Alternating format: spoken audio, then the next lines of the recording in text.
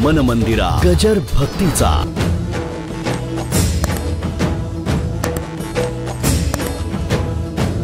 अविद्या का काही काही मानत नाहीत. परब्रह्म जर निष्कलंक आहे, निर्दोष आहे, मग त्याला सुख दुःख कसं, पाप पुण्य कसं? ते म्हणले मूळ स्वरूपाच्या ठिकाणी काही नाही, हा त्याचा खेळ आहे. मूळ स्वरूपाच्या ठिकाणी काय आहे?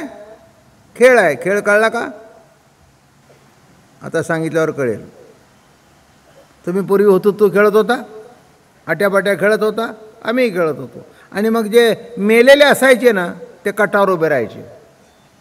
मग काय म्हणायचे? हे मेलेले. आता मेलेले खरंच मेलेले आहेत का? त्या खेळा आणि मेलेला असा की तिकडचा मेला की हा जीवन झाला काय? तेव्हा जन्म आणि मरण हे जसं खेळातलं आहे आपल्याला, तसं ईश्वरी सत्तेला तुमचं आमचं येणं जाणं, सुख दुःख, पाप पुण्य हा खेळ आहे. एरवी लात मारली तर तंगडं तोडून टाकतील, पण हुतुतूमध्ये लात मारली तर परमिटेड. एरवी चेंडू मारून बघा आणि खेळताना चेंडू लागला तर परमिटेड. खेळ आहे, असं होतं, शक्य आहे, खेळ आहे. तसं साध्या खेळामध्ये जर तुम्ही एकमेकाला माफ करता आणि खेळ म्हणून सोडून देता, तसं परमात्मा म्हटलं हा माझा खेळ आहे. त्या खेळामध्ये विविध रूप आहेत, चांगली आहेत, वाईट आहेत, खरी आहेत, खोटी आहेत. तुम्ही म्हणाला खरी खोटी काय? अरे खरी खोटी हा त्याचा खेळ आहे. हे असं भेद असल्याशिवाय खेळ होणारच नाही. माझं म्हणणं कळलं का? हे असं असल्याशिवाय भाजी नुसतं तिखट घालून जमत नाही, खारट मीठ लागतंच. आणि नुसतं मीठ टाकून जमत नाही, तिखट लागतंच, मोहरीची फोडणी लागतेच. हे सगळे प्रकार विविध चवीचे, विविध रुचीचे, बरं का, हे सगळे एकत्र करून एक अद्वैत साधतं. सिद्धांताची ओवी अमृतानुवातली.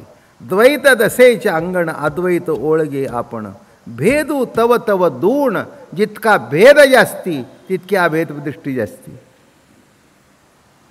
जितकं हॉल भरेल तितकं तुम्हाला कौतुक जास्ती.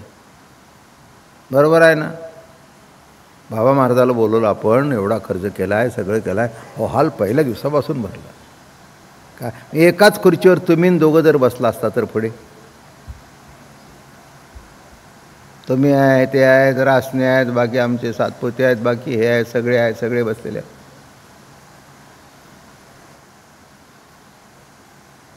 मी विचारलं काय अशोकराव कसं प्रवचन झालं? छान झालं.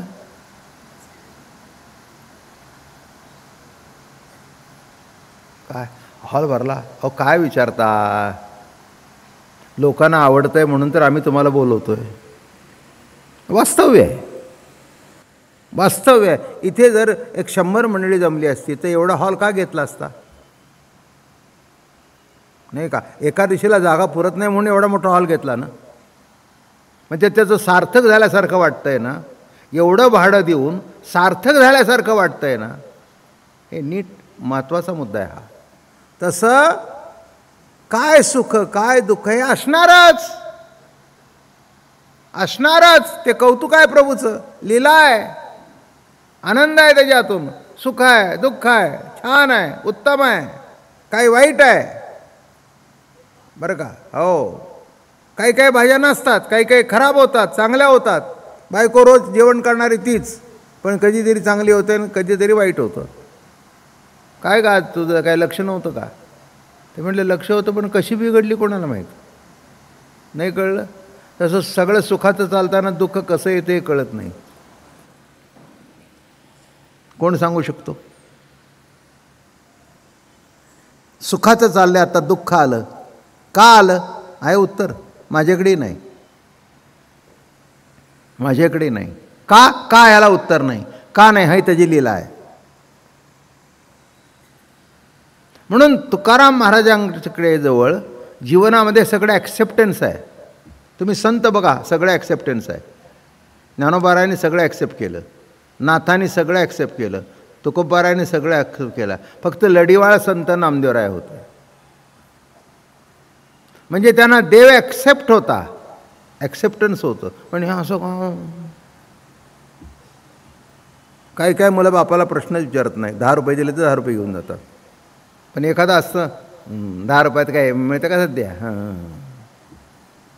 बरं घेऊन जा. मग थोरला म्हणतो मागे वळून बघतो, नका वळून बघू, तुलाही देतो. माझं म्हणणं कळलं का? तसंच आहे. तसं काय सुख काय दुःख माझ्याकडे उत्तर नाही आला. ही जीवन राहटी आहे ईश्वरी सत्तेतून. म्हणून ही अविद्येची विल्हेवाट लावण्याकरता सुखदुःख गृहीत धरलं तेव्हा अविद्येची मग त्याला अविद्येतून निर्माण झालं असं सांगितलं. काय घेतली? परमात्मा तर सुखरूप आहे, मग सुखरूप परमात्म्यातून दुःख कसं निर्माण व्हावं? बोलणं कळलं का? नाही का? चांगल्या जिलेबीमधून आंबट वास कसा यावा? जिभेवर थोडा गोडच लागली पाहिजे ना, बरोबर आहे ना? हां, मग असं होतं आहे त्या अर्थी काय आहे? तसं सुखरूप परमात्मा जर नटलेला आहे तर त्याच्यामध्ये हे सुख हे दुःख असं काय यावं? नाही का वया हा प्रश्न आहे, हा त्याचा खेळ आहे. खेळ म्हटलं की सगळ्या तत्त्वज्ञानाचं उत्तर तुम्हाला मिळून जाईल. नाही तर आयुष्यभर रडत बसाल, आमचं कसं का आणि तुमचं तसं का, तुमचं तसं का आणि आमचं असं का, आम्ही देवाचं एवढं केलं पण आमची सून अशी वाकडी निघाली का? आता त्याला काय करावं? तुझी सून वाकडी निघाली नाही का? खरंच गणित मला तर काही कोष्टक सुटतच नाही.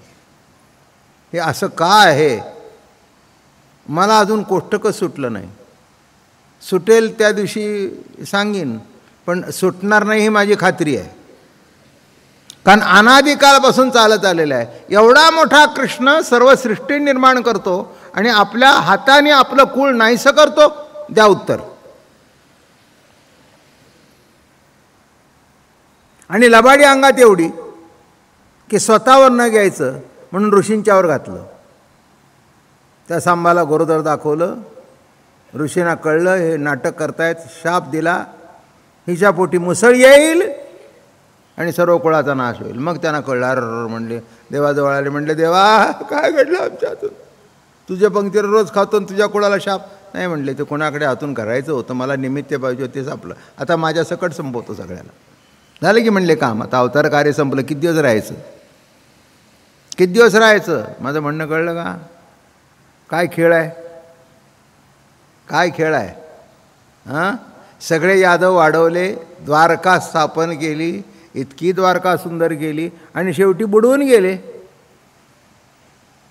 म्हणून आता तिथे गेल्यानंतर द्वारका काठावरची निराळी आहे पण बुडलेली निराळी आहे. तिथे दाखवतात तिथे बुडली, मग खाली त्याचे अवशेष आहेत असं दाखवतात, मान्य आहे. मग आता मग बांधलीस तर तू तर बुडवलीस का? मी सहज देवाला प्रश्न विचारला, रामाला. म्हटलं तू एवढा चांगला रावणाला का निर्माण केलास? अरे ते म्हणले मला लढायला कोणतरी लागतं ना, खेळायला भिडू असल्याशिवाय मजा नसते. धनुर्धर राम श्रेष्ठ आहे ठरायचं कशावरून? तर रावणाला मारल्यावरून. मग रावण निर्माण करायला पाहिजे ना मला त्याच्याकरता, नाही का? चांगला वकील कशावरून ठरायचा आहे? जास्ती केसी जिंकतो म्हणून. आणि जे उलट आहे ते सुलट करतो तो वकील चांगला. साधं सरळ गणित आहे. माझं म्हणणं कळलं का? म्हणजे वकिलांना मी उपदेश करतो असं नाही होय. तुमचा धंदा पोटा पाण्याचा भाग आहे, काय तुम्हाला करायचं तर तुम्ही करा. तो काही माझी सूचना तुम्ही मान्य करावी किंवा तुम्ही तसंच करता असं काही मला म्हणायचं नाही. रामराव माझ्याकडे बघतात असे. काय नाही म्हणजे करावं असं नाही आहे. काय पक्षकाराची बाजू मांडायची असते, त्याची फी घेतलेली असते. पक्षकाराची जी बाजू आहे ती मांडावी लागते, नाही का? त्याच्याबद्दल काही वादाचा विषय होऊ शकत नाही. कारण हे बघा, ज्याचा खून झाला त्यालाही वकील लागतो आणि ज्याने केला त्यालाही लागतो. मग हे जर असेल तर कुणीतरी कोणाची बाजू मांडायलाच पाहिजे ना, आणि दोघांनाही वकील मिळायलाच पाहिजेत ना. आणि दोघांनाही वकील मिळाल्याशिवाय केस तरी कशी चालेल? तसं जीवनामध्ये सुखही पाहिजे आणि दुःखही पाहिजे.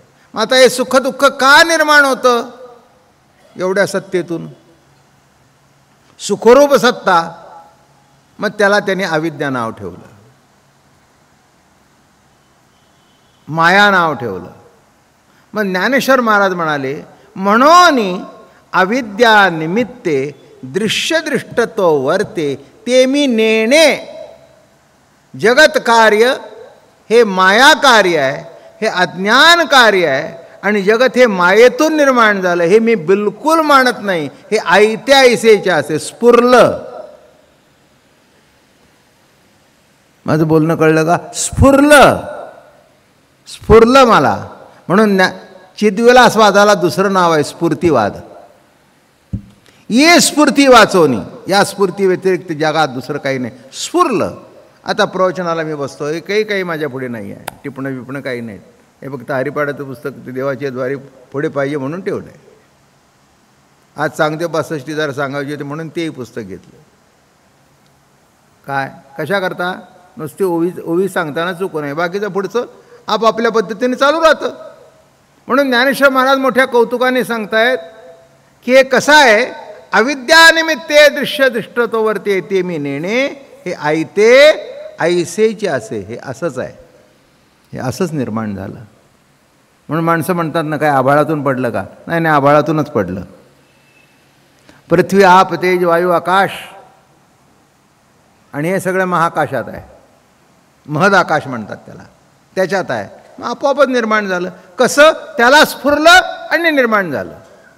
त्याला स्फुरलं आणि निर्माण झालं. म्हणून संक्षिप्त अमृतानुभव चांगदेव 65 सांगितलं. पण आता हे बघा, काही काय केले गंमत. ही जी ओवी आहे ना, ही कळीचा मुद्दा आहे. म्हणून अविद्यानिमित्ते दृश्यदृष्टतो वर्ते. आता एवढंच म्हटल्यावर काय कळेल? म्हणून अविद्यानिमित्ते, म्हणून मी म्हणतो ते बरोबर आहे. अविद्यानिमित्त आहे जगताला. झालं ना, अविद्या सिद्ध झाली ना. पुढचं मानायचंच नाही. म्हणून अविद्यानिमित्ते दृश्यदृष्टतो वर्ते ते मी नेणे. तसं निकाल देताना यांनी खून केलेला आहे, इथे थांबायचं का? म्हणजे खून केलेला आहे, पण यांनी खून केलेला आहे हे मला मान्य नाही. ऑर्डरमधून हे मला मान्य नाही एवढे जर शब्द काढले तर यांनी खून केला हे सिद्ध होतं. फायनल ऑर्डर आहे, बरोबर आहे. तसं अविद्यानिमित्ते दृश्य, त्यांनी काय केलं आहे? एक पुस्तक लिहिलं आणि त्याच्यामध्ये ज्ञानेश्वर महाराजसुद्धा जगत हे माया कार्य अज्ञान कार्य लिहितात. त्याला पुरावा ही ओवी. मन मंदिरा गजर भक्तीचा.